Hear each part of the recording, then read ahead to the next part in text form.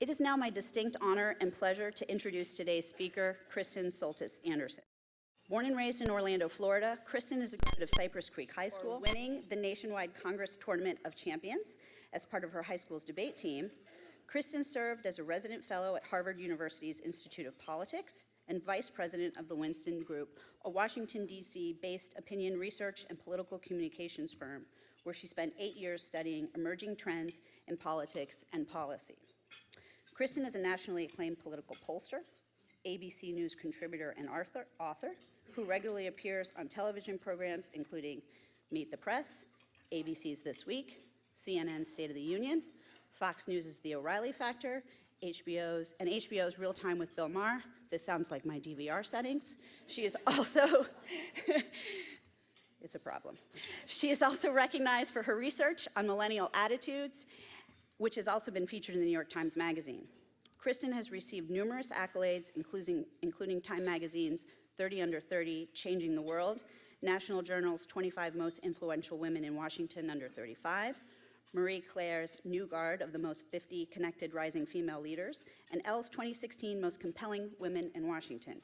Her book, The Selfie Vote, which she will be signing copies of in the lobby immediately following today's luncheon, offers an eye-opening look at America's shifting demographic and how these changes will continue to affect future elections. She also has an awesome podcast that I just started listening to that I highly recommend called The Pollsters. We are looking forward to hearing her insights into this past election, as well as her future projections on how social media and technology will continue to influence the way we vote. Ladies and gentlemen, please help me in welcoming our keynote speaker today, Kristen Soltis Anderson.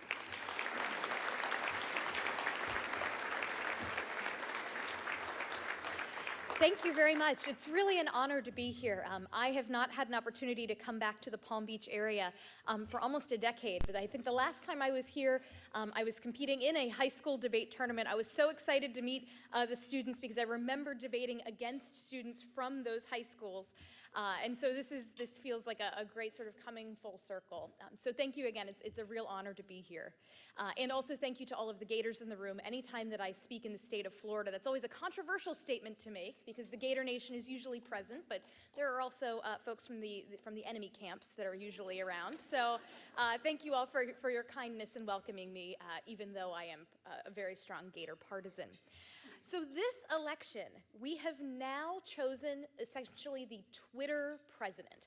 If you go back over the course of many decades, we can find examples of politicians and elections being heavily influenced by technology, new and emerging methods of communication. It's often said that back in the election between Kennedy and Nixon, if you were watching the debates between Kennedy and Nixon, if you were listening on the radio, you thought Nixon won, but if you were watching on TV, this new thing that was changing the way we were consuming political information, you thought that Kennedy won the election.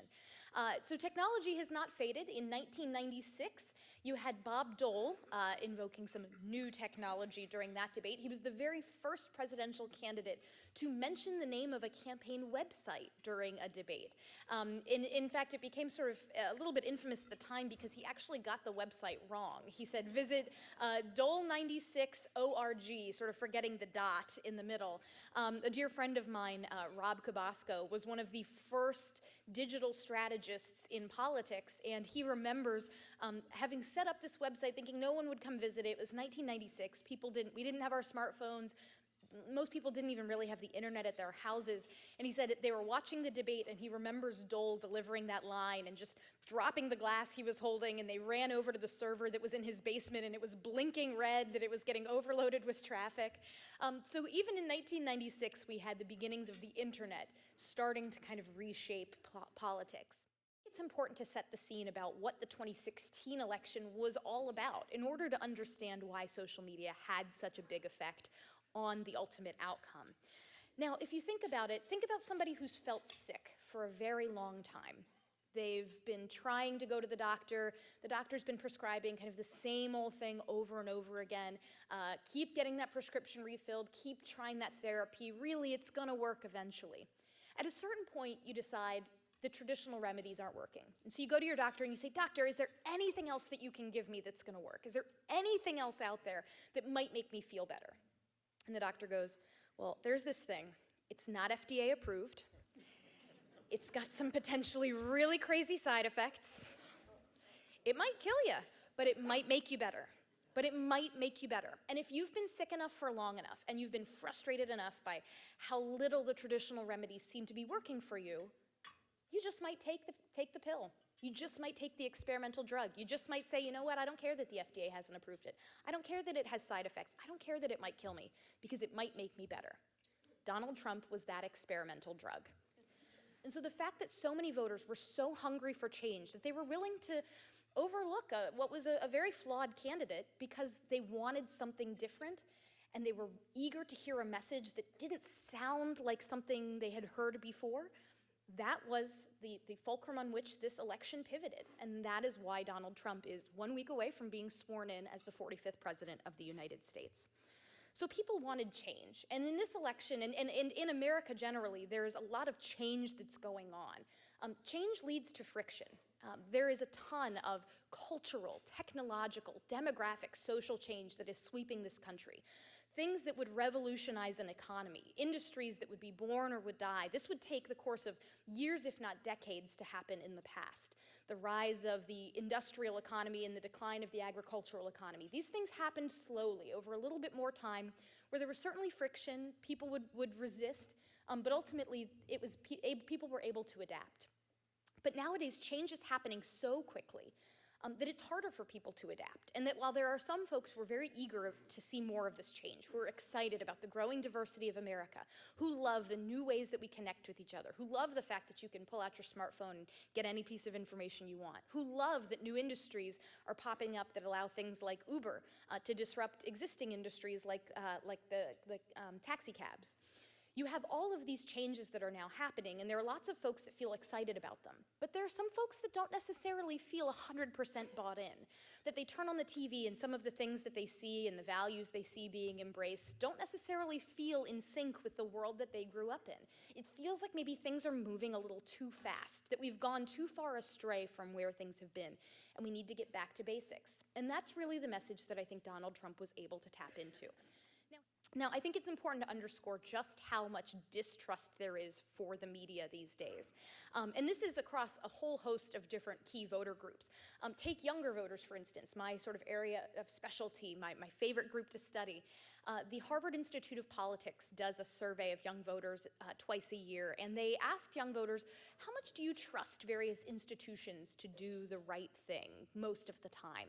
And there are groups like the military, the police, that have typically been very trusted, where some young people are beginning to raise questions, but overall still majorities think that these institutions do the right thing. You've got political parties, politicians, not well loved by anybody, and at the bottom of the list, right below Wall Street, you have the media. And that's for younger voters. For older voters, distrust of the media is profound, and it's striking because for older voters, they remember a time when they did trust the media. They've seen a change. For younger voters, there's not really a frame of reference to a time when you turned on the nightly network news and you just sort of inherently trusted what you were hearing. That this is a brave new world. For most young voters, a quarter of them in the last election said that they got most of their political news at least once a week from The Daily Show on Comedy Central. So new ways of getting information and declining trust in traditional, dead tree paper newspapers and the network nightly news, these are things that are beginning to disintegrate. They were never a part of the news mix for younger voters, and they're falling apart for older voters as well. And so with the media not really being trusted, if you're someone like Donald Trump, whose message is a little unorthodox, you have a way to get it out directly to your voters. And what really benefited him is the fact that the media would then amplify that. How many of you are actually on Twitter? There's actually a very high number of hands that went up. So in fact, if you take a look at the percentage of American voters who are on Twitter, it's not terribly high. It's less than 30%. But when Donald Trump tweets, every political reporter in America freaks out and follows it and begins writing 18 different stories about it. Nowadays, if Donald Trump tweets, the stock market moves. There is now an app that will tell you if Donald Trump has just tweeted about a company whose stock you own. So that you can know immediately what's happening and panic. But so the traditional media sources had a big role in this and amplifying what Donald Trump had to say, but he has shown in especially the last couple of weeks since his election that he is not particularly interested in playing by traditional rules of communication. He's going to continue to use his Twitter account to reach people. Social media has now evolved to where almost everybody has the ability or is on at least one platform and can connect with those who think like they do on issues and get reaffirmed that their point of view is the correct one. People feel less silenced. So what does this mean for the future? Well, first of all, you've got the question of companies trying to figure out how do you respond on social media when the president decides to take aim at you. That nowadays you've had companies for a long time figuring out how to do things like customer relations on Twitter. If your cable goes out, can you then tweet at your cable company and try to get it fixed? If your flight gets delayed or your bag gets lost, can you tweet at the airline? But nowadays, I think companies are going to have to get in the business of using social media to manage more sort of the public affairs side of things, talking more about regulations around their industry, talking more about the way that government interacts, taxes, trade. These are the sorts of things that I expect the president will continue to talk about in the context of companies and brands, and they'll have to get very good about not waiting a day or two. You don't have the traditional news cycle anymore. Your success at responding will be measured in minutes. And so getting savvy about using social media, not just to talk to people about their lost bag, but to talk to people about FAA regulations, I think is going to become very important. I think second, we need to realize that foreign policy is about to become an incredibly different universe. If Donald Trump tweets about something with domestic policy, Obamacare for instance, that doesn't change policy immediately. Congress still has to function. Congress works very slowly. Even when it's unified government, Congress works very slowly. You have multiple branches of government checking one another, and so a presidential tweet about domestic policy isn't actually policy itself. It may change things, as we just saw with congressional Republicans sort of trying to make a move to make some changes with an ethics office that then Donald Trump tweeted that he did not like that move, and magically that decision was taken off the table. So it's not to say that on domestic policy a presidential tweet's not influential, but on foreign policy, 140 characters from the @POTUS account, that is policy. That's policy. He doesn't have to ask Congress. He doesn't have to check with the Supreme Court. He doesn't have to check with anybody.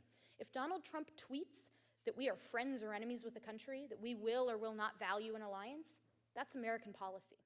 Fixing the problem with polling. So I, working in the polling industry, have not been the most popular kid at the lunchroom table the last couple of weeks because everyone wants to know, why was your industry so bad at predicting this election? Why were you all so wrong? And I have long been sort of preaching that I think that for pollsters to get better, we need to have multiple measures of how people think about politics. So if it means calling people up on the phone during dinner and asking them what they think, that's becoming an outdated way of doing what we do. It's the traditional way of doing it. It's considered the gold standard, but I think there are a lot of questions now about whether that is the best way for us to continue doing things. And now we live in an era where for so many people, I don't have to ask you what you think about politics. I can look at what you've put out into the universe. I can look at what you've said on Twitter or on Facebook. I can monitor conversation. My firm did an analysis of what everybody tweeted about this election over the year 2016. And we found that for Donald Trump, there were lots of these spikes where a new scandal would happen and then it would fade away. Something with Trump's taxes and then it would go away. Something with tapes that would then go away. Whereas for Hillary Clinton and the story about emails, whether her email server, but particularly the WikiLeaks revelations around the DNC and then John Podesta, that was a story that had a sustained level of discussion. That if you aggregated it all together at the end of the year, that was the defining story. So if you were a political reporter just looking at polls, it was easy to get caught off guard, to not realize that Hillary Clinton was potentially going to lose Wisconsin or Michigan. But if you looked at things like Google data about YouTube views of Trump ads and where people were looking at them the most, or Google search trends, what were the terms people were searching for around Hillary Clinton or Donald Trump? Or Twitter, what were particularly engaged people saying about the election, you could get a better sense of where this might have been headed. So I think social media is going to play a big role in how the polling industry fixes itself and remains relevant and accurate in the future. And I think the last thing I'll leave you with is that there are going to be a ton of people trying to replicate the Trump model. I expect a booming business in the political consulting world for consultants who go to candidates and say, let's do the Trump for you. In the same way that after 2012, a thing I kept hearing a lot was people would come to somebody like me who worked in digital and data and polling, and they would say, do one of those things that Obama had. Didn't Obama have those data kids? I need some of those data kids. Do that data thing for me. I think you're going to have a lot of candidates who want to try to emulate what they saw Donald Trump do on social media. And I think there's a little bit of a danger in that just tactically. First of all, Donald Trump has been in the headlines for decades. I remember my grandparents used to live here in the Palm Beach area when I was a little kid, and I remember hearing about Donald Trump around that time, that he was in the headlines, and what was the latest gossip, and what was the latest story, what was the latest thing Trump had done. He has been part of the American consciousness for decades, and had built up a following on social media coming out of The Apprentice after being in people's living rooms through network television night after night after night. So if you all of a sudden tomorrow decide you want to be like Donald Trump on Twitter, you cannot just snap your fingers and have 20+ million people following you on the platform. So that's one challenge, is that people need to, if you want to be successful in politics on social media, you have to begin building your following. You can't just snap your fingers and overnight have that kind of reach. But I also think that it matters that people really speak in an authentic voice. There are tons of politicians who try to use social media, and if you just use social media to put out press releases or put your talking points out there, you're not really doing anything. Meanwhile, if you're someone like Iowa Senator Chuck Grassley, who regularly tweets about things like the deer he just hit in the road, or whether he likes the food at the diner he's at, that's entertaining, that's interesting. I love following Senator Grassley on Twitter because I know that it's not just going to be talking points. It will be very unusual revelations about his day-to-day life. These are the sorts of things that get people engaged, and I think if we have learned anything from this election, it is that being cool and hip and tech-savvy is not necessarily the way to voters' hearts, including younger voters. Neither Donald Trump in particular, I suppose, but think about Ron Paul, think about Bernie Sanders. These are candidates who have also used social media to great effect. Nothing about them really radiates young and cool and hip, but it's undeniable that when they speak or when they tweet or when they put a message out there, it's what they believe. And so my message to anyone who wants to understand what social media can mean for politics in the future is that it's going to continue to amplify those folks who want to put their true voice out there for voters to judge whether they like it or not. And I think that social media is only going to continue to break down those barriers between voters and the politicians who wish to represent them, which can be a force for good or a force for bad, but I remain optimistic. And so with that, I'd love to take your questions, and thank you very much.